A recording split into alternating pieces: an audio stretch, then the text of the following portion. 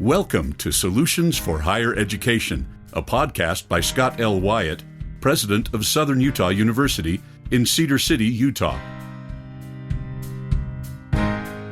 To subscribe to this podcast, please visit www.suu.edu/President's Podcast, where you will find both the audio and a written transcript for today's podcast. Hello again, everyone, and welcome to Solutions for Higher Education, a podcast featuring Scott L. Wyatt, the president of Southern Utah University. I'm Steve Meredith, your host, and with me today, as always, is President Wyatt. Good afternoon, Scott. Good afternoon, Steve. It's a nice day. It's a beautiful day, and this is a particularly interesting podcast because it's live. And to prove that to us, audience, will you signify your presence here by applauding or whistling or doing something?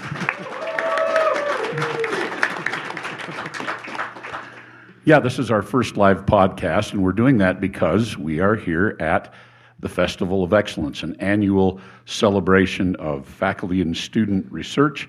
And a lot of this comes down, Scott, doesn't it, to SUU's commitment to experiential education. A lot of these student projects are what we call their EDGE projects, and it's something that every SUU student does prior to graduation. You want to talk just a little bit about that, and then we'll introduce the students. Yeah, so what we find is that most students can get through kindergarten through high school without ever having to do anything other than respond. Read and respond, memorize, answer the test question. And what we're trying to do is create an environment where students go to the unscripted questions, where students' responsibility is to invent knowledge or to discover things or to go off script, figure it out themselves. And this is really an interesting day with the Festival of Excellence because we have about 400 student presentations.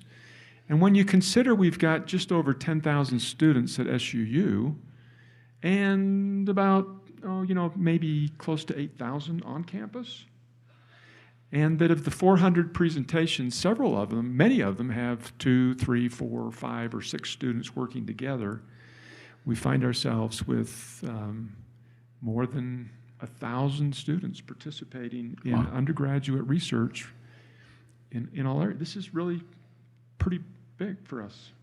And that nearly 1,000 kids, probably more than 1,000. Yeah, represents some of our best and brightest. But today, we're going to feature some of the absolute best and absolute brightest. These students that we're interviewing as part of the podcast today are what we call Distinguished Student Project Award winners. And so they've been specially identified as part of the Festival of Excellence. And you've got one sitting just to your right. That's right. And in order to give justice to each of these students and their research topics, we would have to spend a very long time because we have a good collection, a total of 14.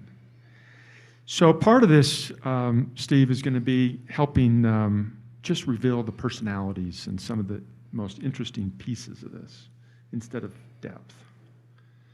So Parker Hess, welcome. Hi. Parker, you're majoring in what? Theater, arts, and dance. And you are done. Oh, yeah. This semester. Uh-huh. Out of here. You said that as though you were not only done, but you're finished. Yeah, but it has been a blast watching you perform. Thank you. I'm glad you come to all of the stuff that we do. So your topic is Atlas. Yes. What is something really interesting about that? I think the most interesting part was trying to capture the theme of human connection with time and duration in that process that I had to start over 6 different times. Studying time 6 times. It sounds like a math problem. Kind of does. That's pretty good for a dance major. So tell us what you discovered. What was most interesting? I think the most interesting thing was that in the time limit I kind of set for myself of about 5.5 minutes of how to effectively capture human connection, and like highlighting that without that being this over dramatized, oh, they're together and then they're pulled apart again. Something that's more platonic, but like still acknowledging that it's a part of life and it is sad, but also happy at the same time. Define for us Atlas. I chose Atlas because I really wanted to focus on this relationship between people, not just two people, but as a group. But I didn't want it to be super pedestrian in style. So I wanted, when I tried to title it, I was like, I don't want to call it like planet Earth or city or town or people connecting. I wanted to use some synonym term that sounded cool and broad. And so I kind of thought about like the Titans. And then I thought, oh, an atlas, like the Atlas of book, because it is a picture of the world and we're all of that world. And then in the costuming, I used brown and blue in the costumes with a gray base. And that kind of really drew me to this idea of atlas because it sounds like very powerful and dominant, but also like relatable because I think we all know what an atlas is these days, right? Okay, cool. Yeah. I have a pile of them at home. Good. Yeah. Any surprises for you? Biggest surprise? Yeah, because I thought to do this, I was going to be fast. I thought it was going to be a very fast piece, but it turns out it was being very slow. So I had to use duration as a huge tool to like really get what I wanted, and I didn't see that coming. Very cool. If you could do it over, what would you do different? I think I would add a little bit of characterization to each of the dancers. There was a few that had their own highlighted technique, but I don't think I gave that to everybody. So some people were a little drowned out when some stood out a little bit more. And I don't want to give like specific characters, but characteristics that made them feel more individuals as a whole instead of just like 3 out of 5, if that makes sense. Yeah. So how did you present your... I stood in front of everybody. I was like, this is my piece. They danced. I sat down, and I was like, what questions do you have for me? Because art is a very vague and difficult topic to like tackle. So people asked some questions, and I either had answers or I didn't. But it was like kind of a cool dialogue that we were able to facilitate as an audience and a presenter. So a dance and a discussion. Mm-hmm. D&D. D&D. Okay. Thank you so much, Parker. Thank you. Thanks, Parker. Okay, Tessa Brunenmeyer. Hello. So your topic is, tell us what your topic is.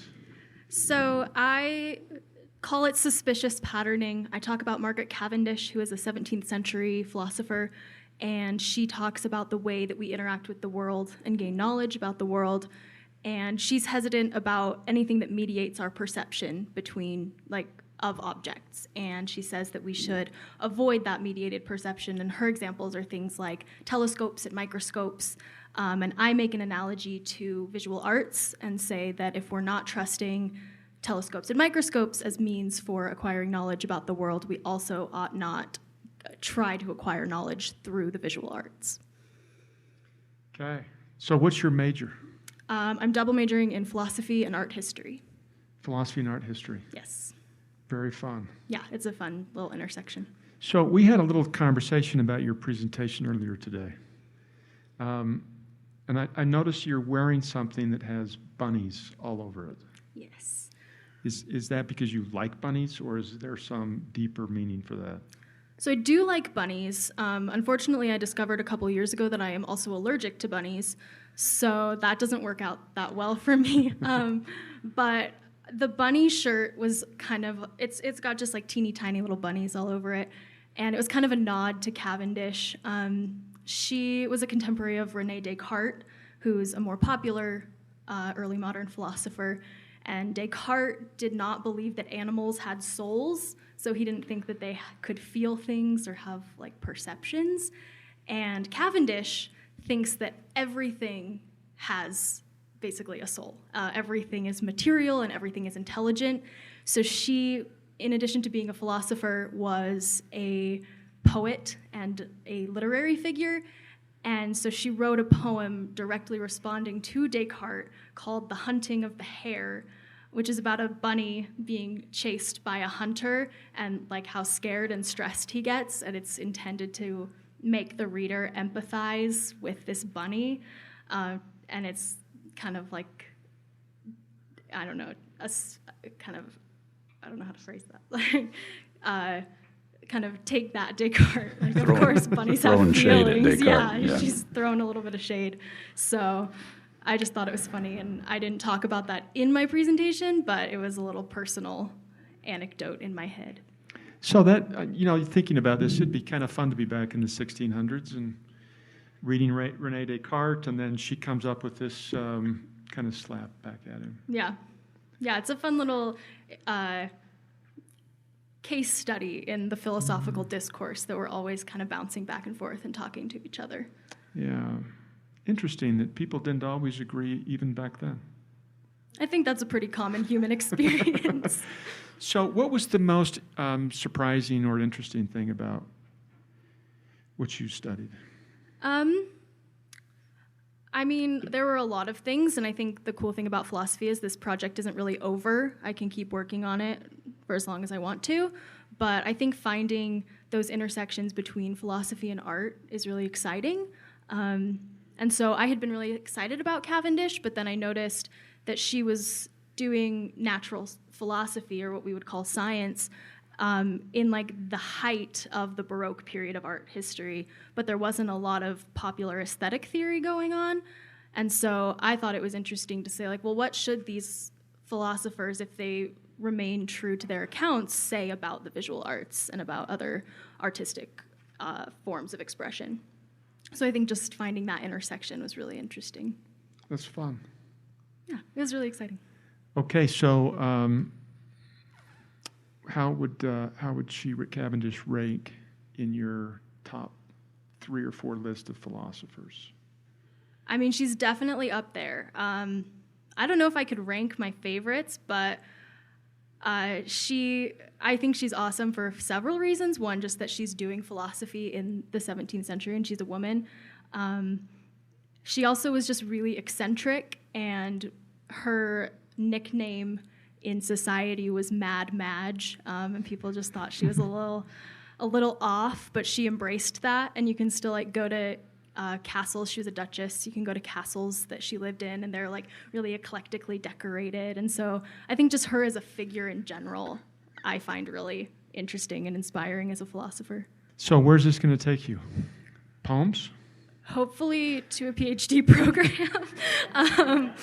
But yeah, I mean, I think it's cool to have a vast experience with philosophy, so nice. I'm hoping that it'll help me in some avenue that I pursue. I know somebody else that has a philosophy degree. Yeah, I think I've met him before. Okay, that would be me. Thank you very much, Tessa. Thank you, President Wyatt. Okay, Billy, welcome. Why don't you introduce yourself to us? Hi, I'm Billy Klaus. I'm a sophomore here at SUU, studying graphic design, and I'm the current editor-in-chief of Thunderground. It's an independent student media organization on campus. One of those subversive things. Yeah, I guess. So how did you get into this? When I was in high school, I was involved in the journalism program, and it was like nothing too special. It was just learning how to write features, how to do general news, and I fell in love with it. So I wanted to continue it when I came to SUU. So I applied for a position at the school newspaper, and I was hired as the only freshman on staff. And 5 weeks into the job, I became the editor-in-chief of the University Journal. We did some cool stuff with kind of changing around what we were doing in the newspaper, adding a magazine section, getting a new website, and I eventually decided to resign from that position to start my own thing. And how did that happen? As in why I resigned? Yeah, no, tell me how you ended up coming to the interest of resigning from a fairly prestigious spot into something that was more entrepreneurial, maybe. One of the main reasons was kind of the change in leadership at the Journal. They were switching operations managers, and I felt like my interests and goals aligned more with the previous person. We faced a couple of issues with attempts at censorship last year, mainly with our opinion section, and the new administration over the Journal didn't seem to value us having the right to decide what we were going to publish as much. So I decided between that and them not wanting to keep the newspaper, which I thought was essential to the Journal, I decided that I would rather put my time into something else. So I decided to resign first and then found out about Thunderground and created it kind of after the fact. So that's really fun. Mm-hmm. It's pretty bold for a young student, Thank you. which you were. Mm-hmm. So tell me what's been the most interesting piece about this for you. For me, the most interesting thing has been our digital publications. We've done 5. In the fall, we did them every month, and then we just released one yesterday that was 128 pages. And it kind of started out as print publications that we uploaded online, and I used a platform called Issue. You can upload publications to it, and it has all these digital tie-ins. So recently I've been doing a lot of things where I hyperlink people to things outside of the magazine. I can embed videos directly into it. And so just kind of playing around with digital publications versus print publications, which you normally don't do a whole lot of as a graphic design student.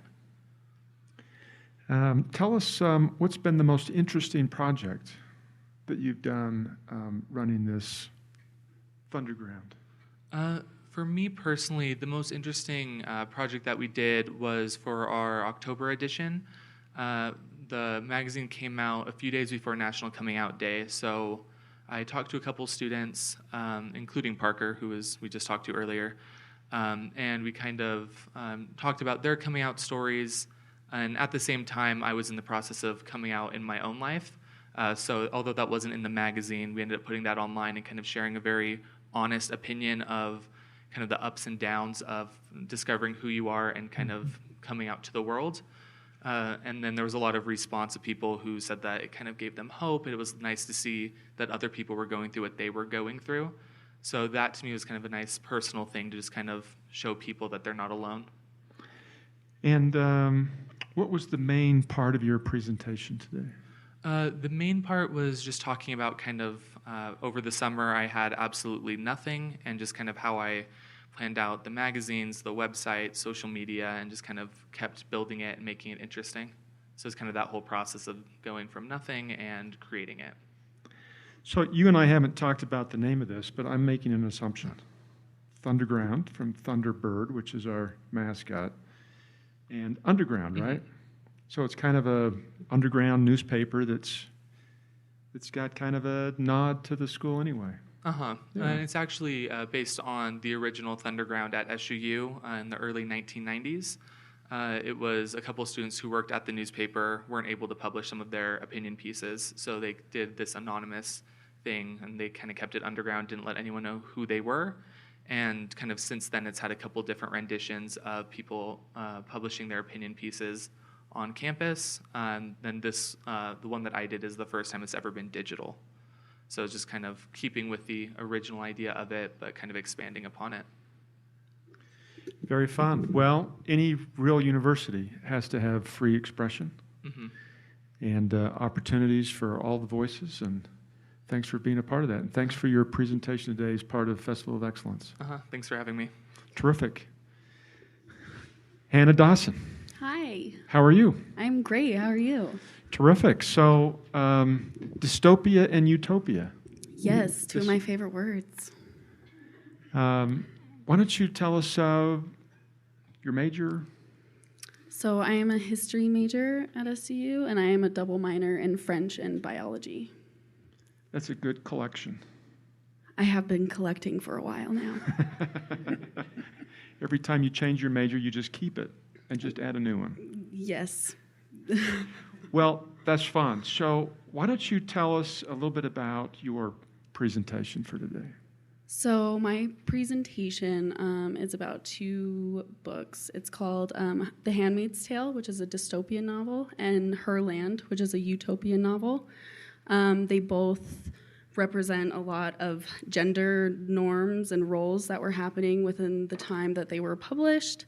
And I basically just did a compare and contrast between the two. It's just a literary critical analysis. They're kind of opposites. Yeah, so it's very dichotomous, which is why I found it so interesting to be able to write a paper comparing the two. As you were doing your research, what struck you as being the most interesting for students at SUU, for you or others your age? What I found the most interesting is how similar they were, but in the most different ways. Like, they touched on a lot of the same topics, but they did it in drastically different. And so, like I said, it is like a dichotomy that was happening. And they would talk about names, clothes, different roles that women had within society, but it was completely opposite within each other. So it was very fascinating. One person's heaven is another person's hell, right? Right. So give us kind of a really neat way of comparing these two together. So her land, it's more egalitarian, and it's an all women society, and they're very welcoming to the men who do come. It's narrated by 3 men, and so The Handmaid's Tale is a very patriarchal and stratified society, and her land was the complete opposite of that, hence the dichotomy, and more egalitarian. The women are welcoming to the men, but in The Handmaid's Tale, men have complete superiority over women, and there's very strict roles, and there's not much wiggle room for those roles. So, yeah, what's your favorite part of this kind of a study? Not necessarily these books in particular, but what's your favorite thing about studying these literatures, contrasting them together? I think it's how applicable it is to today's society, and not only today's society, but to the past as well. Her Land was published in 1915, which was the year that women's suffrage was granted. And so although both of these books are fiction, there's a lot of factual information that comes from the novels. Very good. Thank you so much. And what are your long-term plans? Well, I once told you that I like to collect majors. So who knows where I'll end up, but all I know is that I'm very ambitious. I'll end up somewhere. So just as long as we don't see you here in 12 years with 17 minors and 16 majors. I mean, don't underestimate my abilities. That's not a bad thing. Well, thank you very much. Thank you so much. What is the very best dystopia or utopia book that you've ever read? 1984 by George Orwell. 1984, so that's the one we should go home and read. Everybody needs to read that right now, please. So Dr. Meredith and I are old enough that we could have read it before 1984, which changes the way you look at it just a little bit. Anyway, thank you so much. Thank you so much. Thanks, Anna. Okay. Jessica. Hello. Welcome. Thank you. Jessica Mancuso. So tell us just a little teeny bit about yourself. I'm an economics major here at SGU. I'm an international student. In fact, I'm Italian, a real Italian, so I speak Italian. Can we just shift over and do the rest of your interview in Italian? Oh, yeah. Let's just keep it in English. I think she's waiting for you to say something. All right. So, econ major from Italy. Yeah. One of, we've got about 6% of our student body are international students and come from, I believe, 56 different countries. Has it been good being here with students from all around the world? Yeah, I love it. There are people from everywhere, and it's super cool. Good. I'm glad you're liking it, because we enjoyed visiting Italy when we were there just recently. Okay, so tell us about your research. So for one of my economic classes, I did some research on gender pay gap, specifically among faculty members at SUU. I thought this would be interesting because we all talk about gender pay gap, and so I wanted to see how the US is doing and then how Utah is doing, and then I was like, okay, let's see what's going on here at SUU. And what did you find? So I didn't have that much data because salary data for faculty and well, we only gave you the employees. data for the men. We exactly, that was a problem. That was a joke.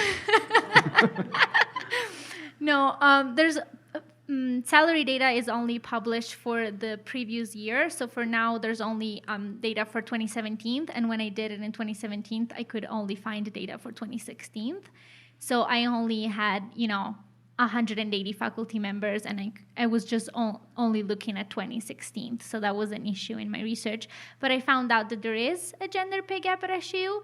It's not big. My data shows that it's only about 5%. And this could be what is really happening, or it just could be reflecting the fact that I had a small sample size. I also went and looked at different colleges at SUU. And the only college that had that looks like has a gender pay gap issue is the College of Science and Engineering, about 7%. But again, it might be that all the colleges have an issue. I just don't have enough data right now. So a small sample, Yeah, but you learned enough to cause us to say, we need to Yeah. study this more. yeah. I'm hoping that what you found is that it's improving. Well, I do not know because I don't have historical data. That's so- right. We need to study this again each year. Yeah, for sure. So what was the most interesting part of the research for you? It was, I don't know.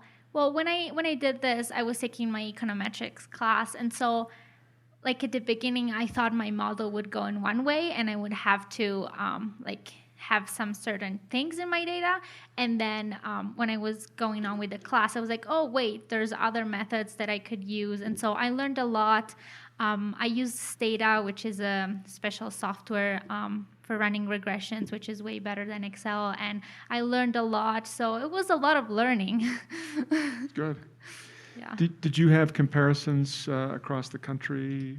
I was only looking at SUU. I had at the beginning in my paper, I talk about how the U.S. is doing, and then the fact that Utah is a little bit behind the other states, because it looks like the gender wage gap now it's 80%, meaning that women only make 80 cents per a dollar that a man makes, and that's a little bit low because in actually 70%. Sorry. It's 80% nationwide, and it's 70% in Utah. And so this is in Utah, we're kind of stuck at the point where the U.S. was 30 years ago. So that was really interesting. So what class are you? I'm a junior. Junior. So will you be here next year? Yes. You should make this your project next year. Well, if you give me more data, I'll do it for sure. Okay. We're on. So Okay. remind me of this. Let's I do it love next it. year, and that'll give us a challenge to make Yeah. sure that it's better than what it was in 16. Yeah. But I think we can give you more current data. That would be awesome. So if you connect up with me, we'll make sure you have the very best, most current data. Perfect. All right. Because this is really important to us. Yeah. And, It's a big issue. This is kind of a fun project where you as a student studying the salary practices of the university for the faculty under which you study, and hopefully having an impact on what we're doing, Yeah. because it's something we always need to be aware of. All right, what else anything else that you... I think that was mostly, I learned a lot. Yeah. Okay. Well, as I mentioned, philosophy was my undergraduate major. I had a double major, and the other one was econ. So that's a fun topic. I hope you all the success. Thank you. Okay. Thank you so much, Jessica.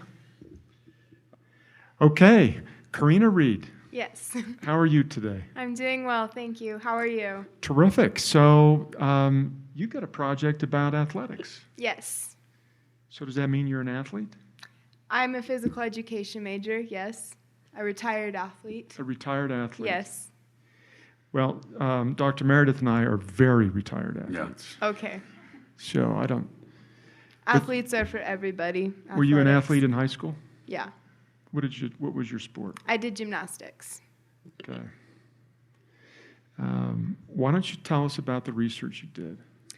So my project was on the reliability of the standing long jump in NCAA track and field athletes. So we were determining how reliable the standing long jump is in determining lower body muscular power output for track and field athletes, because lower body muscular power output is very important in many sports. And what did you find? That yes, the standing long jump is a reliable test for determining lower body muscular power output. And what was the most interesting part of that for you? Or what's the best application of that? I guess the best application is that for those athletes who need to measure lower body muscular power output and to determine it, it's a lot cheaper than to do a vertical jumping test, which costs lots of money, takes more time. But whereas a standing long jump, it's cheaper, it doesn't take as much time, you don't need as much equipment, so it's just easier and it's just as effective. What kind of equipment do you need? For a standing long jump? Long jump. Just a tape measure. Just a tape measure and some sand. Or whatever You don't you're need a jumping sand. You don't need sand. Just a tape anything. measure to measure how long they're jumping. So in your future life, how will this help you? Well, I plan to eventually go on and get my master's and PhD, so I think this is a good starting point to eventually work towards where I can reach that level of knowledge. Okay, how far along are you in your studies? I'll be starting my master's this summer. So you're moving right along. Does that mean you're graduating this semester? Yes. So right at the very end, Karina, Yes. what do you have to say to the rest of the students here? You can do it. You can do it. Thank you very much. Thank you. We look forward to seeing you in a master's degree program. And someday, when Steve and I decide that we're going to go back from retirement and become super athletes, we expect you to be there to help us, okay? All right, I'll be there. Thank you so much. You've been listening to Solutions for Higher Education, a podcast featuring President Scott L. Wyatt of Southern Utah University. This has been part one of a special live two-part podcast from SUU's Festival of Excellence, featuring the winners of the Distinguished Student Project Award. We'll be back with part two of this podcast next week. Thanks for listening. Bye-bye.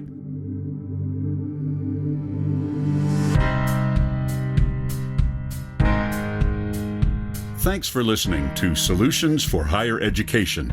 To subscribe to this podcast, please visit www.suu.edu/President's Podcast, where you will find both the audio and a written transcript of today's podcast. The original music for this podcast was composed by Jack Barton, a master's degree student in music technology at SUU. For more information about Southern Utah University, please visit www.suu.edu.